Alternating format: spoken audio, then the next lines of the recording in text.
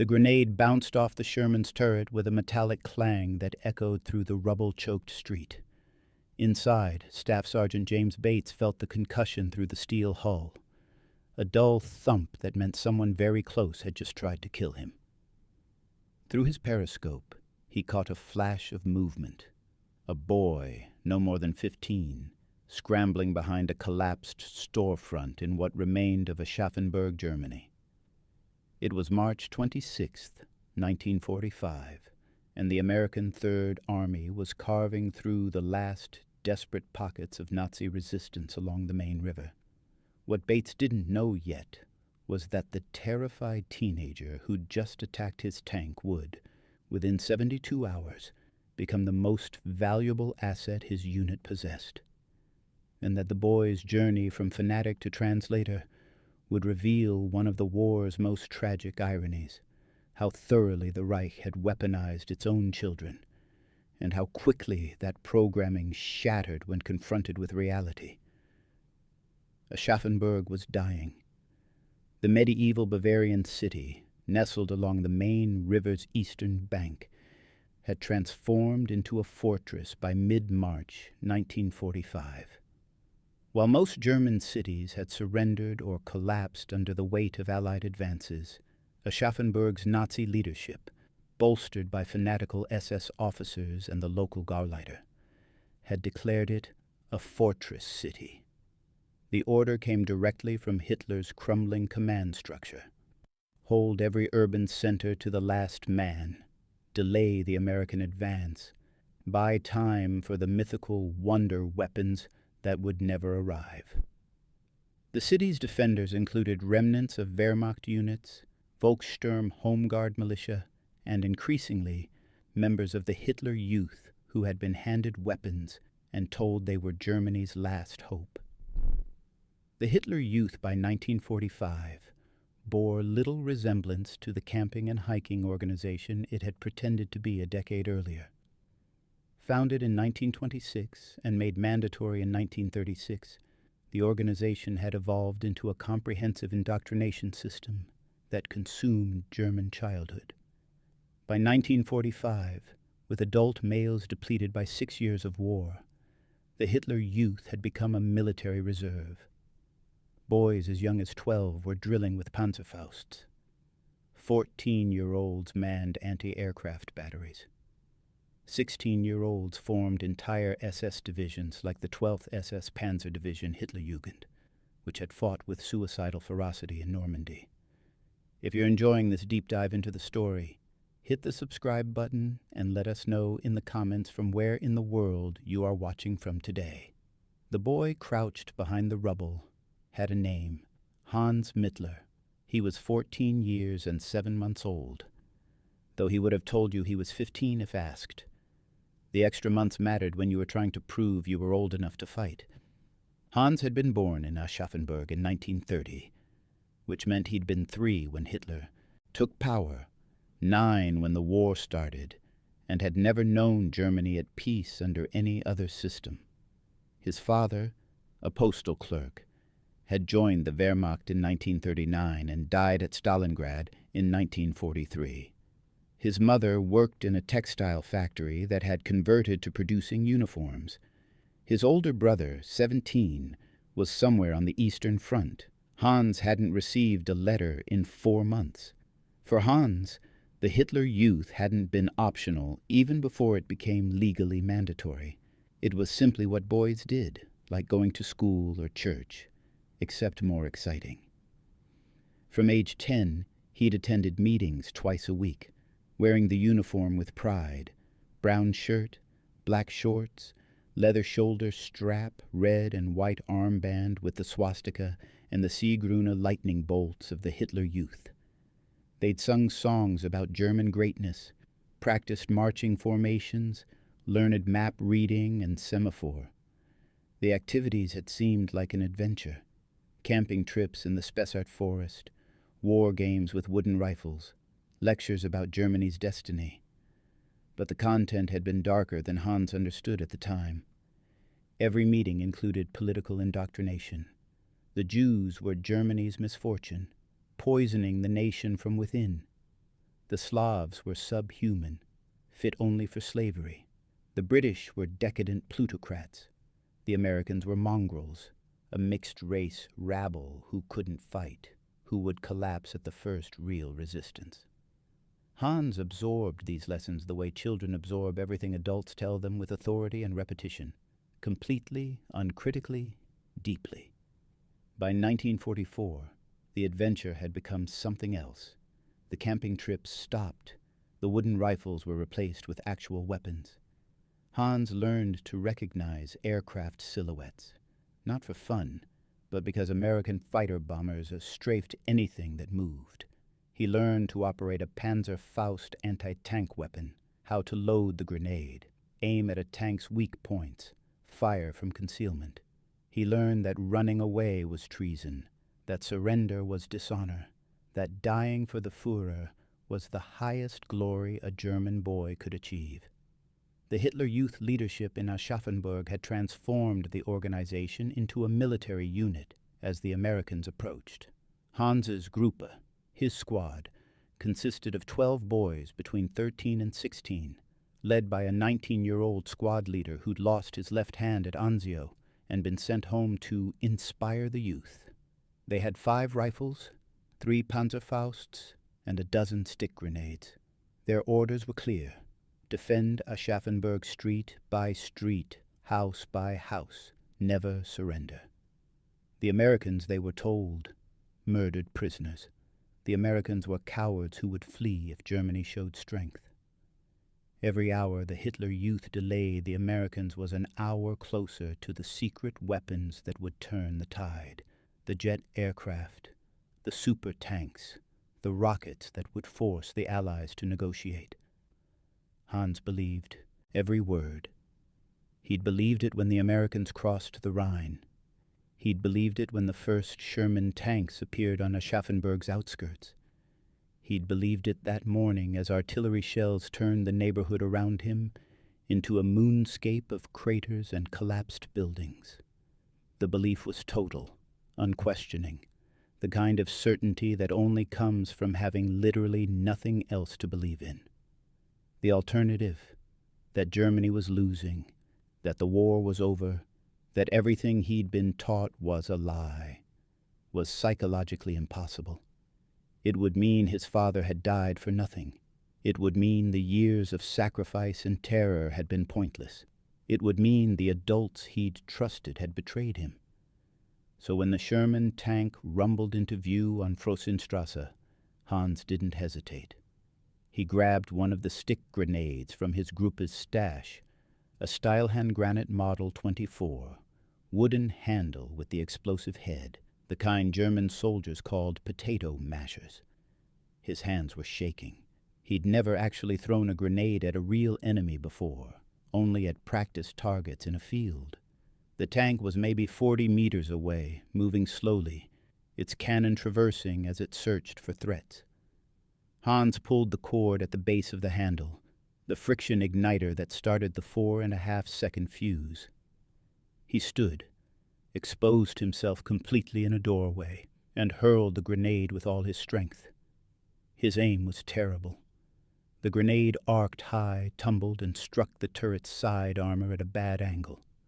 Instead of landing on the engine deck or wedging into a vulnerable point, it simply bounced off and detonated 3 meters from the tank, shrapnel sparking harmlessly against the Sherman's plating. Inside, Sergeant Bates registered the explosion as a threat, but not a serious one. He'd been in combat since Normandy. He knew the difference between a lucky shot and an amateur mistake.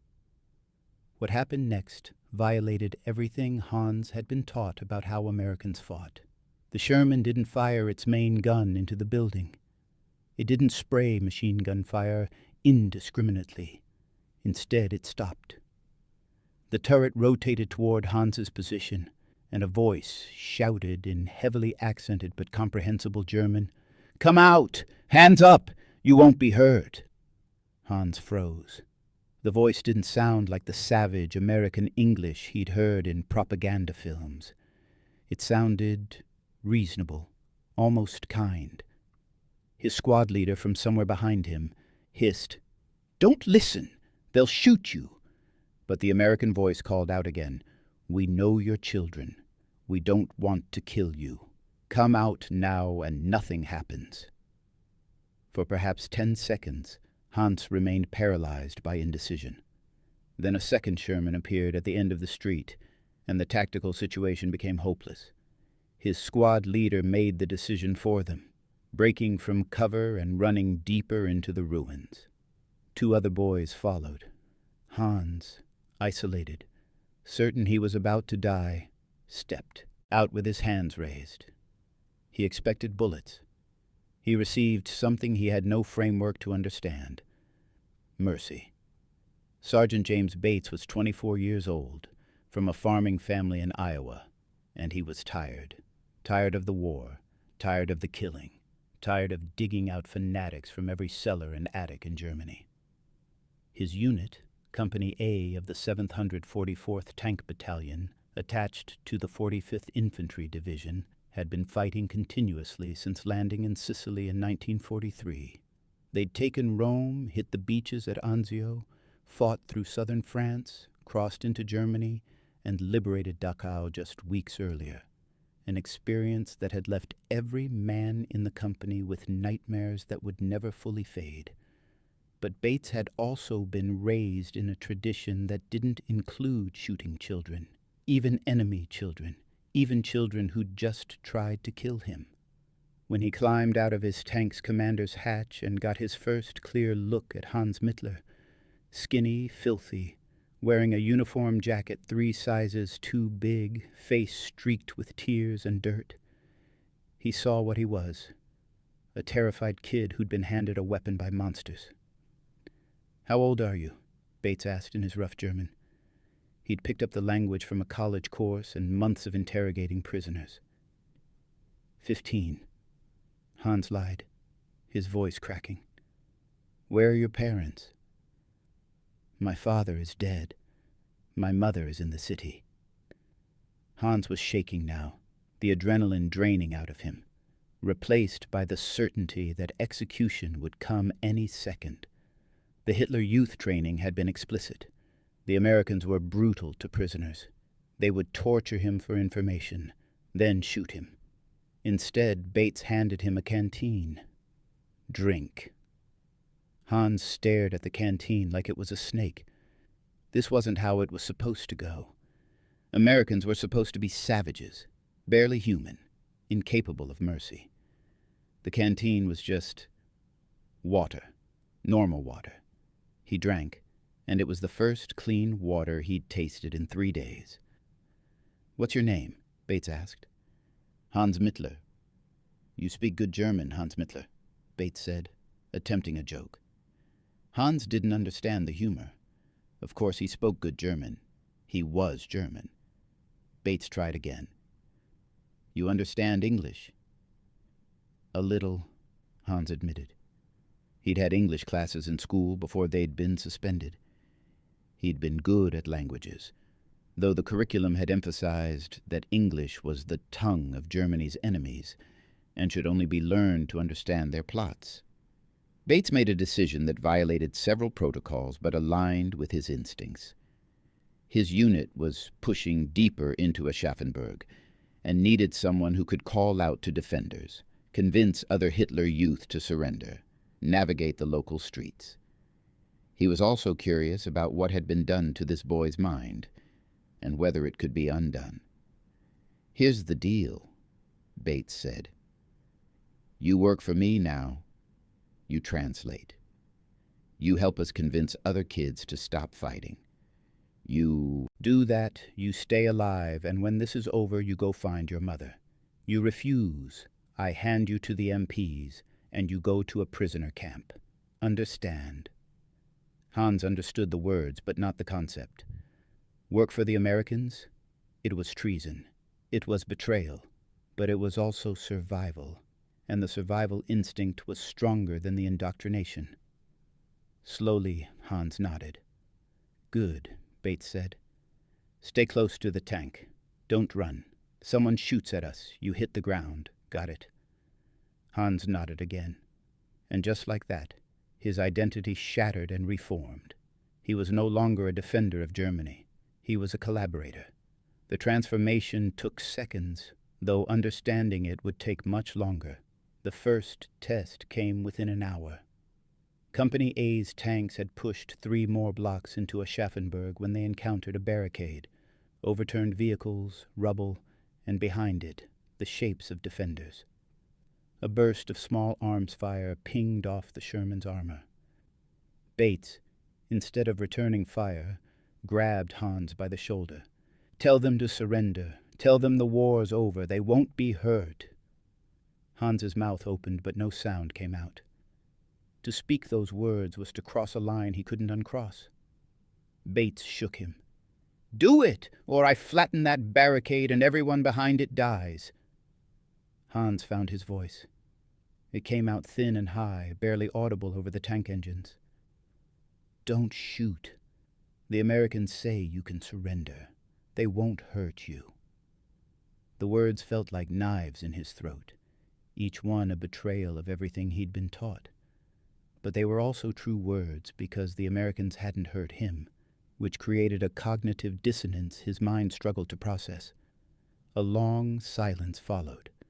Then a voice from behind the barricade, older, an adult, probably Wehrmacht. "They're lying. They'll shoot us." Bates nudged Hans. "Tell them I'm standing right here in the open. If we wanted them dead, they'd be dead." Hans translated, his voice growing slightly stronger. And then, to his shock, a man stood up behind the barricade. Then another. Then 3 teenage boys, Hitler Youth like him, their hands rising slowly. If you find this story engaging, please take a moment to subscribe and enable notifications.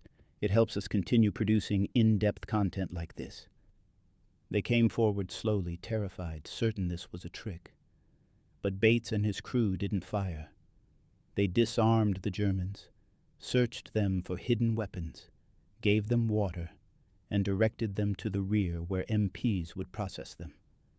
The entire encounter lasted maybe 10 minutes, and not a single shot was fired. Hans watched it happen and felt something fundamental crack in his understanding of the world. These Americans were supposed to be subhuman. They were supposed to be cowards.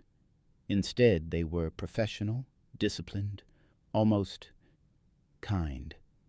That night, Company A set up in a captured building, an old brewery that still smelled of hops and smoke. Hans sat in a corner, eating an American sea ration that contained more food than he'd seen in a week. Crackers, tinned meat, chocolate, actual chocolate. Around him, American soldiers joked, played cards, cleaned weapons. They didn't act like an army on the edge of collapse. They acted like men who'd already won and were just finishing paperwork. Sergeant Bates sat down next to him, offering a cigarette. Hans didn't smoke, but took it anyway, trying to seem older. Bates lit it for him. "You did good today," Bates said. "Probably saved a dozen lives." Hans didn't know what to say. The cigarette made him cough. "Why'd you throw that grenade at my tank?" Bates asked. It wasn't accusatory, just curious. Because you're the enemy," Hans said. The answer automatic. "Am I?" Bates asked. "Your enemy? Really?" The question was too complex for Hans to answer. In the Hitler Youth, enemies were abstract. Americans, Jews, communists, plutocrats. But Sergeant Bates wasn't abstract. He was a specific person who'd spared Hans's life, fed him, treated him like a human. "I don't know," Hans admitted, and the admission felt like falling. "Your leaders," Bates said carefully, "the ones who gave you that grenade and told you to fight, where are they now?" Hans thought about his squad leader with the missing hand, who'd run and left him behind. He thought about the Hitler Youth area commander, who supposedly had an office in the city center but whom Hans had never actually seen. He thought about all the adults who'd promised the wonder weapons were coming, that Germany would win, that sacrifice would be rewarded.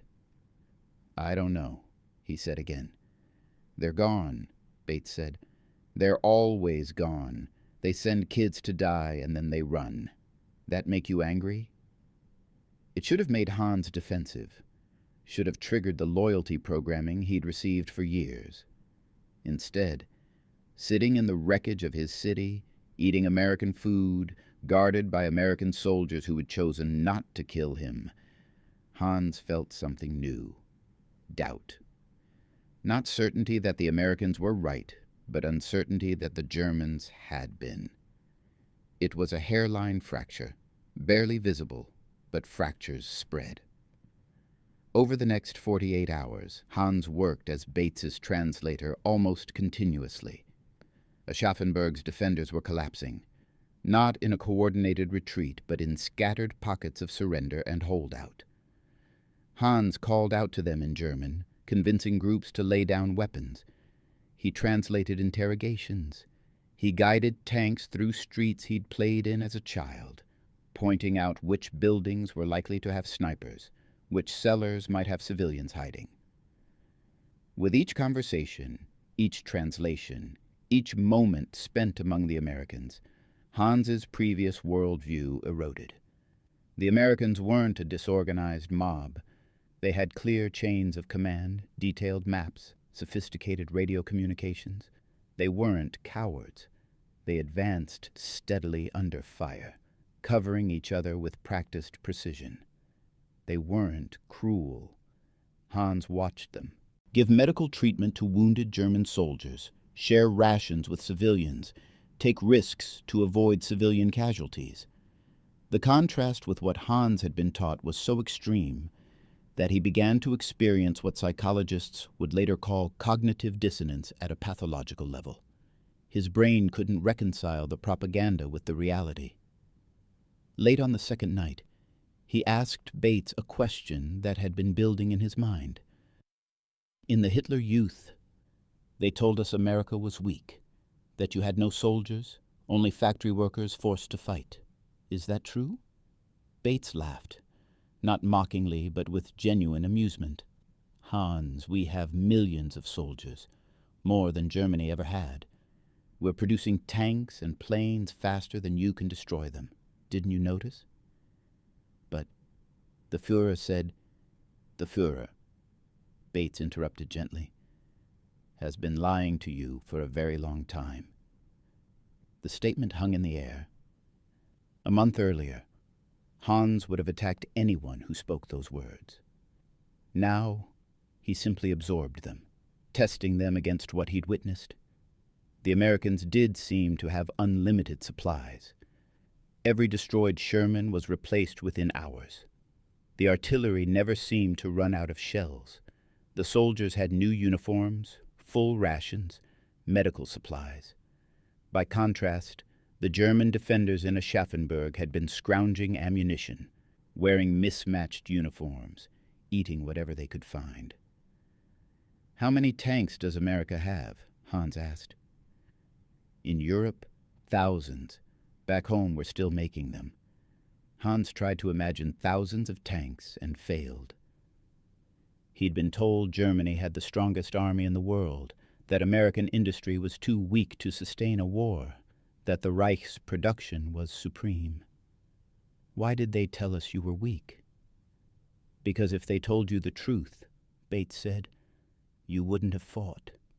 Nobody fights when they know they've already lost. The lies kept you fighting, kept you dying."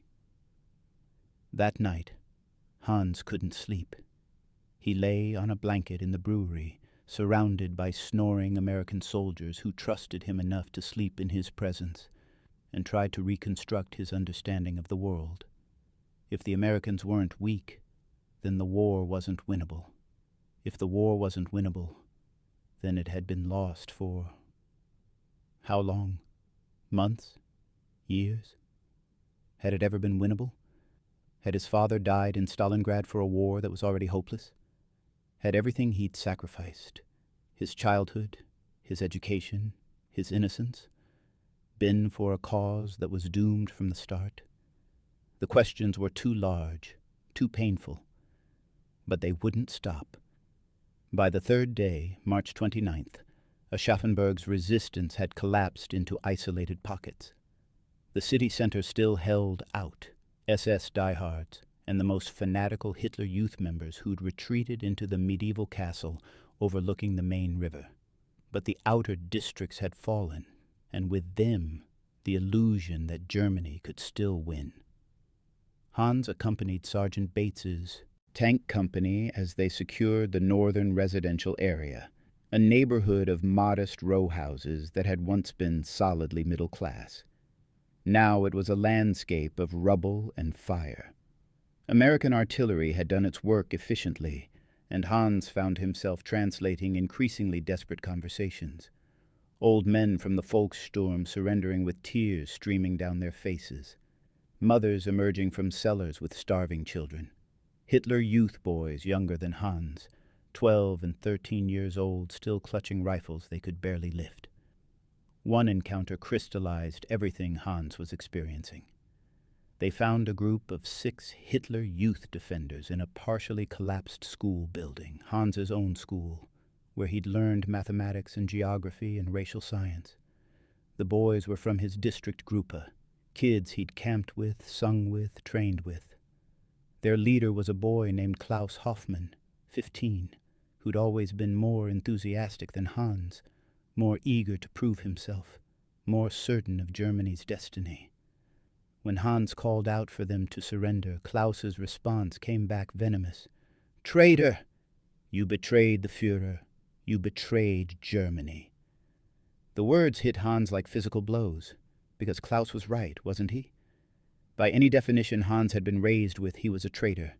He was working for the enemy. He was helping Americans kill Germans. The Hitler Youth oath he'd sworn at age 10 had been explicit. "I promise always to do my duty in the Hitler Youth with love and loyalty to the Führer." He'd broken that oath. He was exactly what Klaus said he was. But Sergeant Bates was standing next to him, and Bates had saved his life. The Americans had fed him, treated his injuries. He'd cut his hand on broken glass, and an American medic had bandaged it.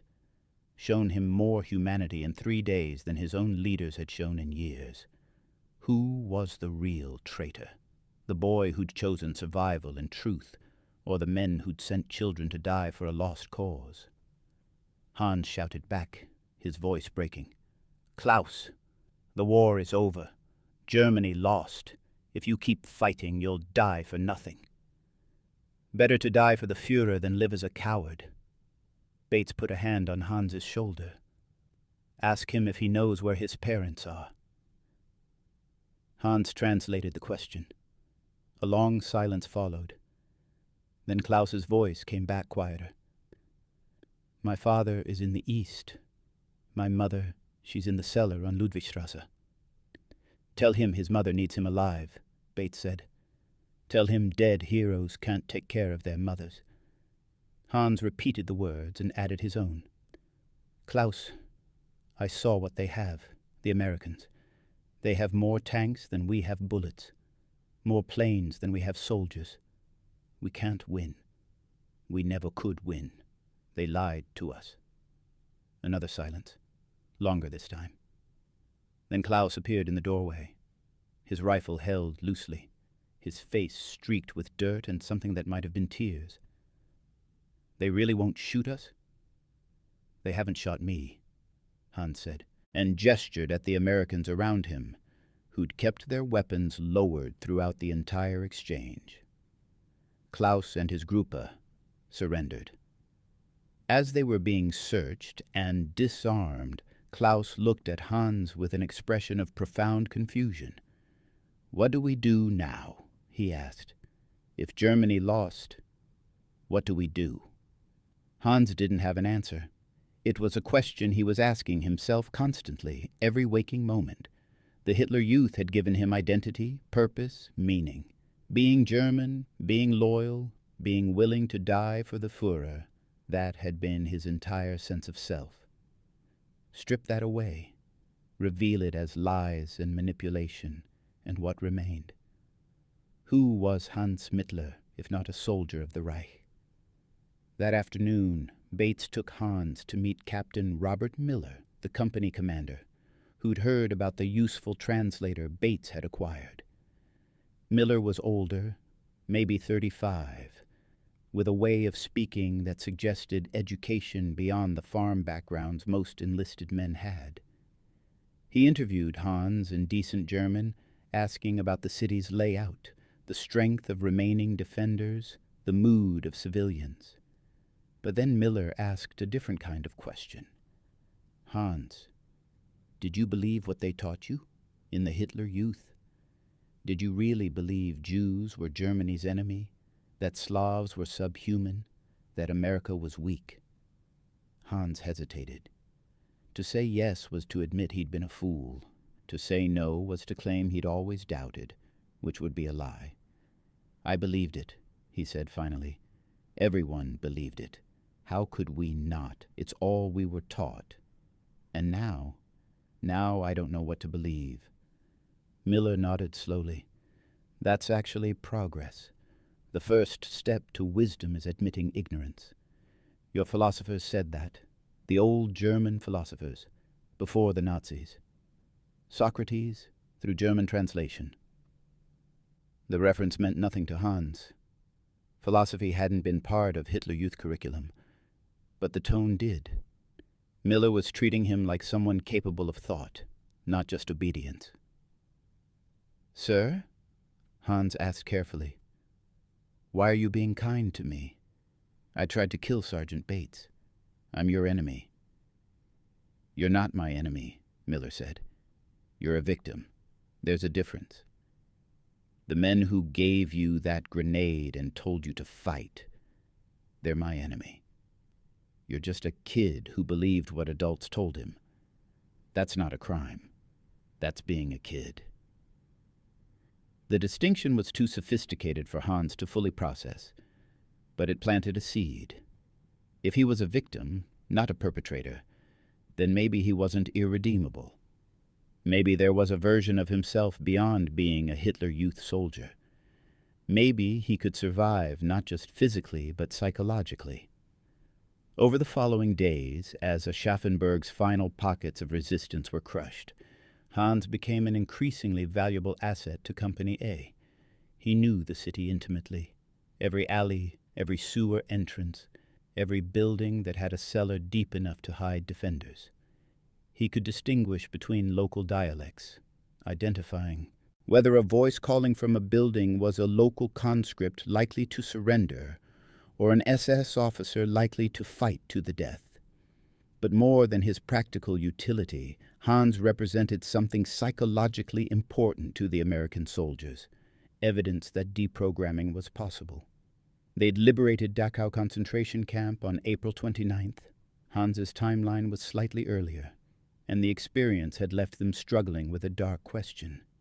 How do you fight an enemy this evil without becoming evil yourself? How do you kill Germans without starting to hate all Germans, including children? Hans was proof that not every German was a monster. He was proof that the indoctrination could be broken, that the kids wearing swastika armbands were still kids, capable of learning, growing, changing. The soldiers adopted him as a kind of informal mascot. They taught him American slang, shared their care packages from home, showed him pictures of their own younger brothers. Sergeant Bates, in particular, seemed invested in Hans's rehabilitation. One evening, as they sat in yet another commandeered building, Bates showed Hans a propaganda leaflet that had been dropped over German lines. It showed a cartoon of a fat, evil-looking American soldier with exaggerated features crushing a German family under his boot. "This is what your side said about us, right?" Hans recognized the style immediately. He'd seen dozens of similar posters. "Yes, they said Americans were monsters. And we're not, are we?" "No," Hans admitted. "So they lied. Now look at this." Bates pulled out a different paper. An American propaganda leaflet dropped over Germany.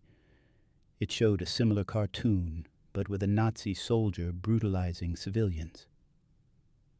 We said this about you, about Germans, that you're all monsters. Hans stared at the image, feeling something twist in his chest. But you're not a monster either, are you? Bates continued. You're just a kid who got lied to. Both sides lie, Hans. That's what war is. Lying to your own people so they'll kill the other people. The difference is, our side is going to win, which means we get to tell the true story afterward. What is the true story? Hans asked. That most people on both sides were just people. Some good, some bad, most just trying to survive. And that your leaders, Hitler, Goebbels, all of them, they were actually monsters. Not cartoon monsters, real ones. Hans wanted to argue, wanted to defend the Führer, wanted to say that Hitler had saved Germany from depression and communism. But the words wouldn't come, because over the past week, Hans had started asking himself uncomfortable questions. If Hitler was Germany's savior, why was Germany destroyed? If the Reich was destined for 1,000-year glory, why had it lasted only 12 years? If the Führer loved German children, why had he sent them to die in the war's final days? The Hitler Youth training had never taught critical thinking.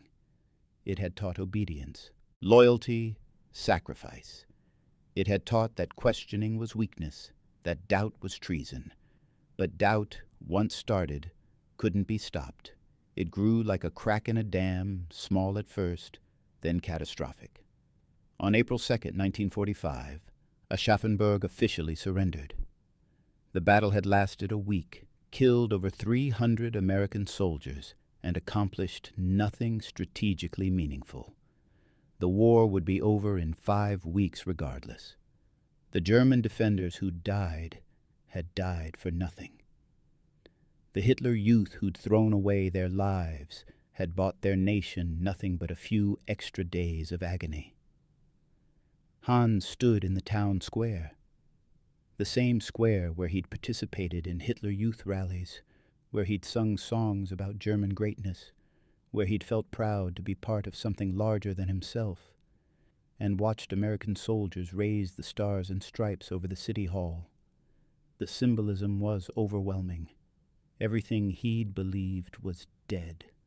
The world he'd known was gone, and he was standing next to the enemy, wearing an American field jacket someone had given him because his Hitler Youth uniform had been too torn to wear. Captain Miller found him there, staring at the flag. "You okay, kid?" Hans didn't answer immediately. Then, "What happens to me now?" "We're moving out tomorrow," Miller said. "Pushing east. You want to come with us? We could use a translator. Or you can stay here, find your mother. Try to rebuild." It was an impossible choice. Go with the Americans meant abandoning his city, his people, his identity completely. Stay meant facing the Germans he'd betrayed, the Hitler Youth comrades who'd called him a traitor, the life that no longer made sense. "Can I think about it?" Hans asked. "Sure, but Hans..." Miller paused, choosing his words carefully. "Your mother is going to need you. Germany is going to need kids like you. Kids who learned what happens when you believe lies. Kids who can help make sure it never happens again." That evening, Hans finally worked up the courage to do what he'd been avoiding. Go find his mother. He knew where she lived, a modest apartment 3 blocks from the town square. The building was damaged, but standing.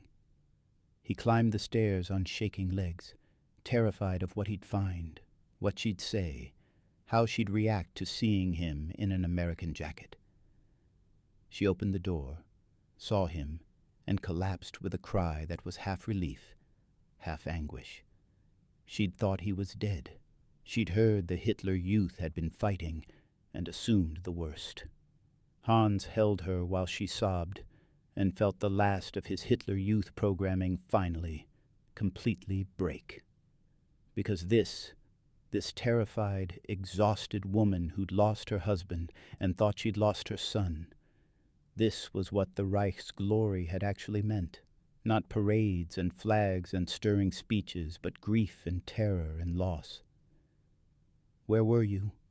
she asked when she could speak. "Fighting," Hans said. Then, more honestly, "surviving." She pulled back, looked at the American jacket, and understanding crossed her face. "You surrendered." Hans waited for condemnation, for shame, for rejection.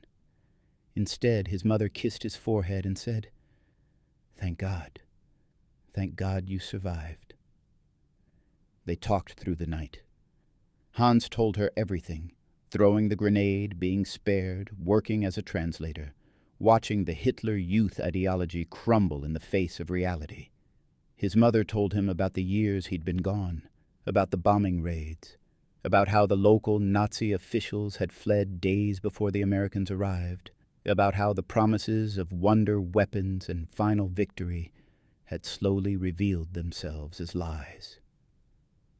"Did you know," Hans asked, "that we were losing?" "I suspected," she said carefully. "But what could I do? Say it out loud? They hung people for defeatism. I kept my head down and prayed you'd survive." "I believed it all," Hans said, and now he was the one crying. "Everything they taught us. I believed Germany would win. I believed the Führer was right. I believed Americans were subhuman. I was ready to die for it." "You were a child," his mother said firmly. "They made you believe. That's what they do. They take children and make them into soldiers and tell them it's glorious. But you survived, Hans.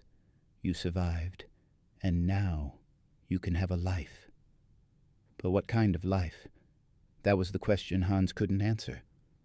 The Hitler Youth had been preparing him for a world of German supremacy, of conquest, of racial destiny. That world was ashes. What was he supposed to do in the real world that was emerging? He had no education beyond propaganda, no skills beyond marching and shooting, no identity beyond his uniform. Sergeant Bates found them the next morning. Company A was moving out, pushing toward the shrinking territory still held by German forces. He came to say goodbye and to officially release Hans from his informal service. "You did good work," Bates said, shaking Hans's hand like an equal. "You saved lives. Remember that." Hans wanted to thank him, wanted to express something of what the past week had meant, but he didn't have the words in any language. Instead, he asked, "Why did you spare me?" "When I threw the grenade." Bates thought about it. "Because I have a younger brother about your age back in Iowa.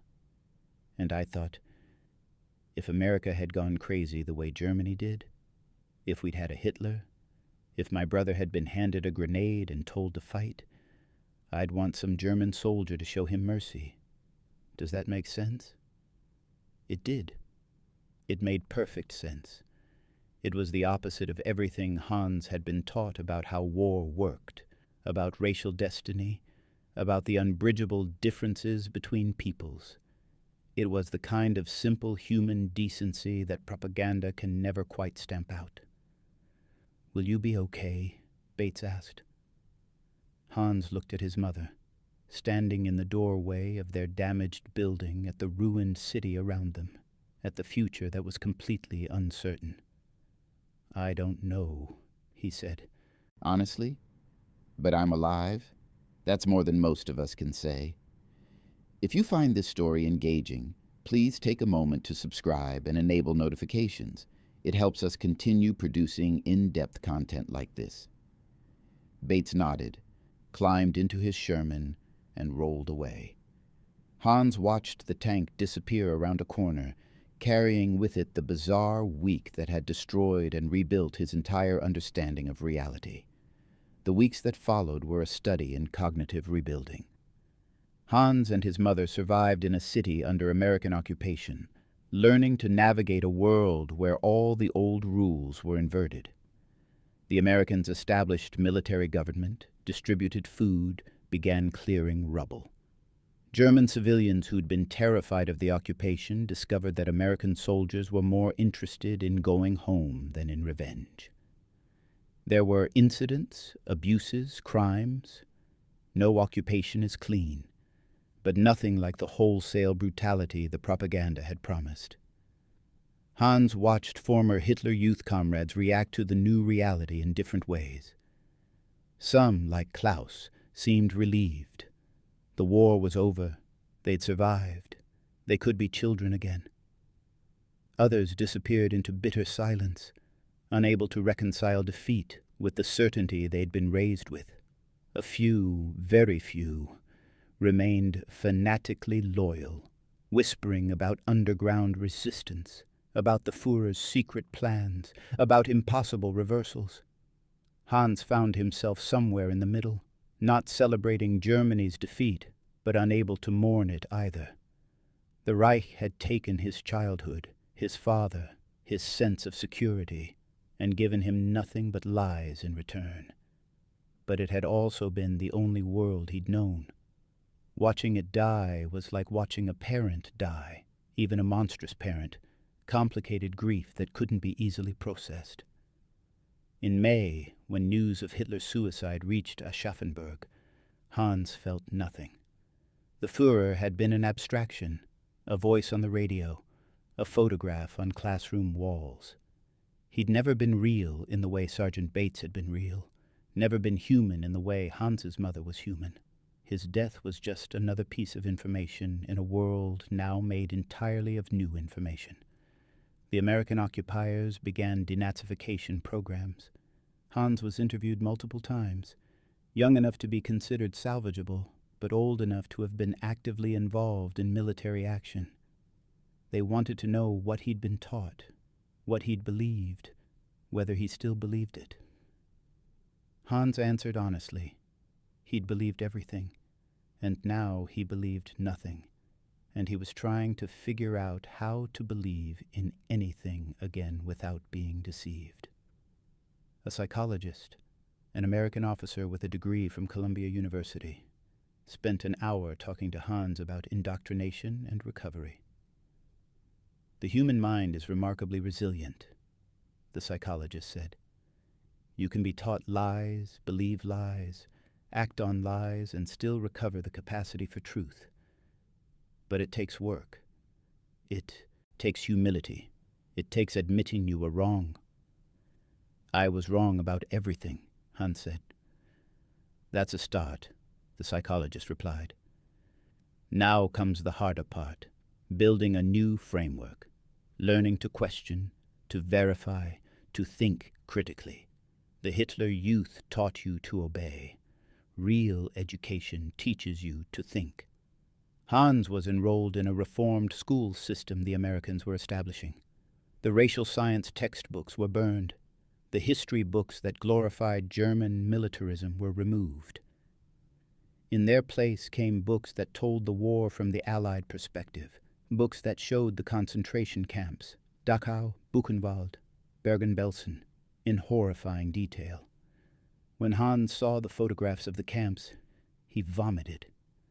Not because he hadn't known such places existed, vague rumors had circulated, but because seeing the evidence made it undeniable. This was what he'd been serving. This was what the swastika he'd worn had represented. Not glory, not destiny, not German greatness. Just systematic murder on an industrial scale.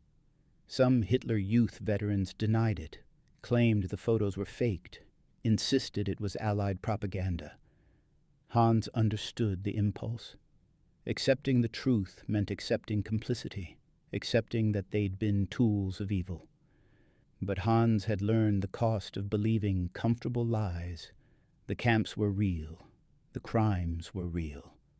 Germany had done this, and every German who'd supported the regime bore some measure of responsibility. His responsibility was complicated by his age. He'd been 10 when the war started, 14 when he'd thrown the grenade. How much could a child be held accountable for believing what every adult authority figure had told him? The question had no easy answer. The Americans seemed to think children could be re-educated, that their involvement was coerced rather than chosen. But Hans knew the truth was murkier. He'd believed enthusiastically. He'd been proud to serve. The coercion had been subtle, psychological, systemic, but he'd also genuinely wanted to be part of the movement. In the years that followed, Hans Mittler rebuilt his life slowly, painfully. He finished his education in the reformed German school system. He learned English properly, discovered that language study came naturally to him, a skill that might have made him a teacher or diplomat in another life. He learned about democracy, about individual rights, about the systems of government that existed before Hitler and might exist again. He never forgot Sergeant James Bates, though they never met again. Hans wrote letters to the American military, trying to track down the Iowa farm boy who'd spared his life, but the queries went nowhere. The Army had millions of soldiers, and Bates had likely gone home, returned to farming, tried to forget the war the way most veterans did. But Hans never forgot the lesson Bates had taught, not through words but through actions, that humanity could exist even in war, that propaganda could be resisted, that mercy was stronger than hatred. It was the opposite of everything the Hitler Youth had taught, and it was the truth that saved Hans's life in every sense that mattered. By 1950, Hans was 20 years old, working as a translator for the American occupation government, helping with the denazification tribunals. The irony wasn't lost on him. The boy who'd worn the Hitler Youth uniform now spent his days translating the confessions of former Nazi officials. He saw men older than his father claim they'd known nothing, that they'd only followed orders, that they'd never believed the ideology. Hans knew they were lying. Not always, but usually, because Hans had believed. He knew how the indoctrination worked, how it sank into your bones, how it made everything else seem false. The difference was that Hans had been 14 and they'd been adults. Hans had been deprogrammed by reality crashing into his skull. They'd never been forced to confront their lies, and many would die still believing them. One case stayed with Hans particularly. A former Hitler Youth leader, not from Aschaffenburg but from Munich, stood trial for leading boys into suicidal last-stand defenses in the war's final weeks. Dozens of children had died under his command. The man showed no remorse, claimed he'd been following orders, said he'd do it again if the Führer commanded. Hans translated his testimony with mechanical precision, but inside he was screaming. This man was what Hans might have become if Sergeant Bates had blown up the building instead of offering mercy. This man was the end point of unchallenged indoctrination, absolute loyalty to absolute evil, maintained even after the evil had been conclusively proven. The man was convicted and sent to prison. Hans went home and wrote a letter he'd been composing in his head for 5 years. Dear Sergeant Bates, if you ever receive this, thank you for not killing me when I tried to kill you. Thank you for showing me that the enemy could be human. Thank you for breaking the spell. I don't know if I'll ever fully recover from what was done to my mind as a child, but I'm trying. I'm trying to be the kind of person who deserves the mercy you showed me. I hope Iowa treats you well. I hope you never have to fight again. I hope you know that the one Hitler Youth boy you spared is working now to make sure it never happens again. Yours gratefully, Hans Mittler. He sent it to the last known address of the 744th Tank Battalion, forwarded to the U.S. Army Personnel Office. He never received a reply, but that was okay. The letter wasn't really for Bates. It was for Hans himself, a marker of the distance he'd traveled from the terrified, indoctrinated teenager who'd thrown a grenade at a Sherman tank. Hans Mittler lived until 2008, dying at age 78 in the same city where he'd been born and nearly died. He became a teacher, German language and history, and spent 4 decades teaching children about the Nazi period with the authority of someone who'd lived it. His students were sometimes shocked by his honesty. He didn't portray himself as a resistance hero or a secret doubter. He told them plainly, "I believed it all. I wore the uniform with pride. I was ready to die for a lie. And if an American soldier named James Bates hadn't shown me mercy, I would have died never knowing the truth." He was interviewed in 1995 for a documentary about Hitler Youth, and the footage shows a dignified older man with sad eyes and careful words. People ask me how we could have believed such things, how we could have been so blind. The answer is, it's easy to believe lies when they're told to you from childhood by everyone you trust. The difficult thing is believing the truth when it costs you everything you thought you knew. I was fortunate. Reality forced itself on me in a way I couldn't deny. Many of my comrades never had that experience. They died believing the lies, or lived their whole lives defending them. The interviewer asked, "Do you consider yourself a victim?" Hans thought carefully. "I was victimized, yes, but I was also complicit. The two can both be true. I was a child, but I was a child who believed enthusiastically, who would have killed for the Reich if I'd been a better shot. That I didn't kill anyone is luck, not virtue. So I was both victim and perpetrator, and living with that contradiction has been the work of my life." What would you say to the soldier who spared you, if you could speak to him now? Hans's eyes filled with tears. Even 50 years later, the emotion was fresh. "I'd say, you gave me my life twice. Once when you didn't shoot me, and once when you showed me there was something worth living for beyond the lies. I'd say, you did the hardest thing a soldier can do, which is show mercy to an enemy who doesn't deserve it. And I'd say, thank you. Just thank you." The grenade that bounced off Sergeant Bates's Sherman tank on March 26, 1945, didn't kill anyone. But in a sense, it killed Hans Mittler's old self, the indoctrinated, certain, doomed child who believed he was saving Germany. In its place, slowly and painfully, a new person emerged. Someone who understood the cost of lies, the value of critical thinking, and the possibility of redemption. Hans never learned what happened to Sergeant James Bates. Military records show Bates survived the war, returned to Iowa, and farmed until his death in 1983. There's no evidence he ever received Hans's letter. No evidence he ever knew the impact of his decision to spare one terrified teenager in a ruined German city. But impact doesn't require acknowledgement.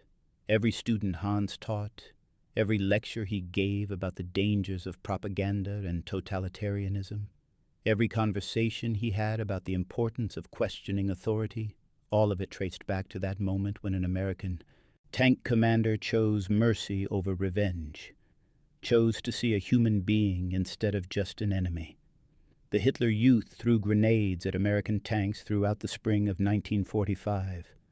Almost all of those boys died, either shot immediately or killed in the fighting that followed. Hans Mittler was one of the few who survived, and the only one known to have been turned from enemy combatant to ally in a matter of days. His story is exceptional precisely because most such stories ended in tragedy. But Hans's survival and transformation weren't miracles. They were the result of specific choices made by specific people. The choice to spare rather than kill. The choice to question rather than accept. The choice to see complexity rather than crude binaries of good and evil. These choices are available to everyone, in every conflict, in every moment when ideology demands one action and humanity suggests another. The grenade bounced off the tank, exploded harmlessly, and changed 2 lives. Sergeant Bates lived the rest of his days knowing he'd acted with honor in a dishonorable war.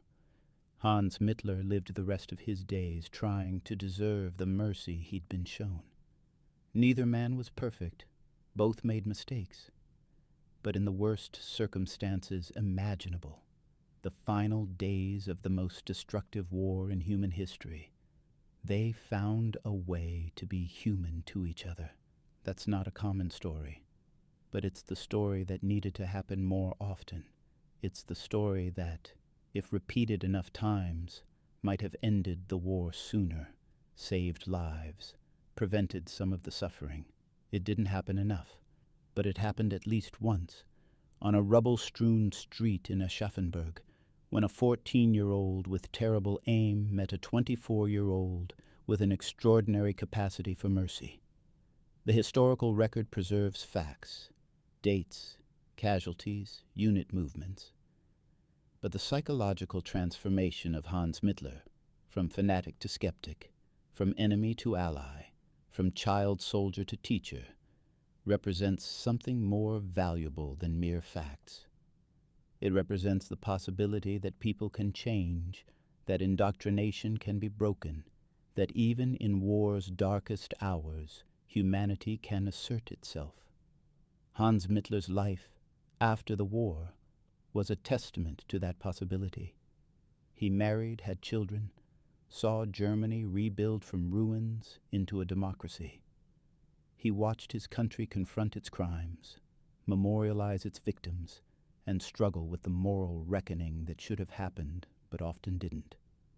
He voted in elections, served on school boards, participated in the civic life that the Reich had destroyed. And sometimes, on March 26th each year, he would think about the grenade, the tank, the American soldier, and the moment his life split into before and after. He would think about Klaus Hoffmann and the other boys who'd surrendered because Hans convinced them to. He would think about his squad leader with the missing hand, who'd run and whose name Hans never learned. He would think about his father at Stalingrad, dying for a lie Hans had been raised to defend. Mostly he would think about Sergeant Bates and the simple question that had changed everything. Am I your enemy, really?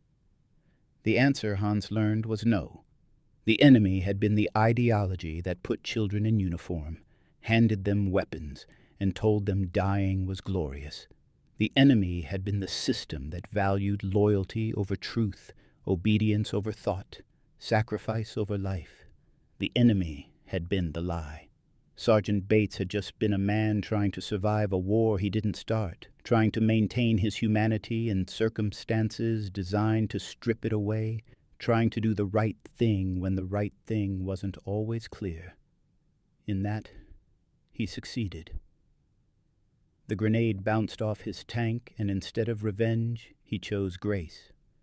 Hans Mittler spent the rest of his long life trying to pass that grace forward, trying to teach the next generation the lesson he'd learned at 14, that authority isn't always right, that propaganda is poison, that critical thinking is survival, and that sometimes your enemy is just another human being who deserves the chance to realize they've been lied to.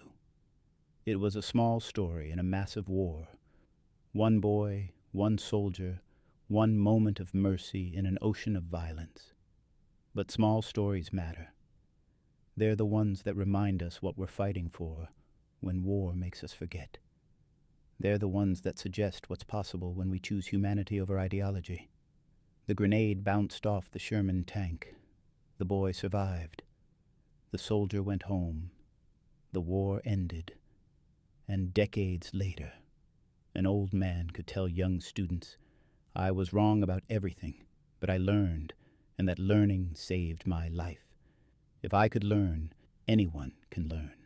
If I could change, anyone can change. That's not optimism. That's historical fact. Thank you for watching. For more detailed historical breakdowns, check out the other videos on your screen now, and don't forget to subscribe.